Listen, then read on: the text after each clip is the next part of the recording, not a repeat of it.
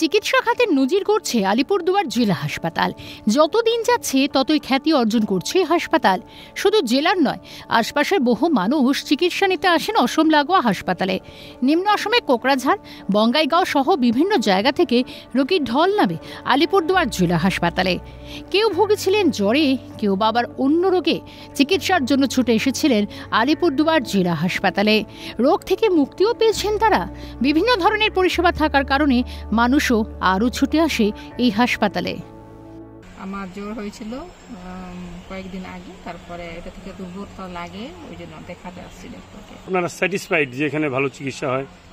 Satisfied মানে এখানে আমরা অনেকগুলো অপশন পাওয়া যায়। হ্যাঁ, যেমন করে টেস্ট বা ডক্টর, অনেকগুলো ডক্টর আছেন এইখানে।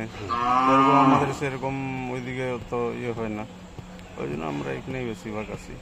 আমাদের জেলা হাসপাতালে বরাবরই বেশ কিছু পরিষেবা দেওয়া হয়, বিশেষ করে স্ত্রীরোগ বিশেষজ্ঞ, অস্থি রোগ এবং এই ধরনের অনেক পরিষেবা নেওয়ার জন্য নিম্ন অসমের একাধিক বাসিন্দা বরাবরই আলিপুরদুয়ার জেলা হাসপাতালে আসেন। হাসপাতালের সুপার পরিতোষ মণ্ডল জানিয়েছেন, জেলা হাসপাতালে রোগীর চাপ বেড়েছে।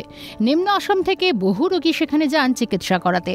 দিল্লি বিস্ফোরণের পর আলিপুরদুয়ার জেলা হাসপাতালে পার্কিং লটে বেশ কিছু অসমের রেজিস্ট্রেশন নম্বরে গাড়ি দাঁড়িয়ে থাকতেও দেখা যায়।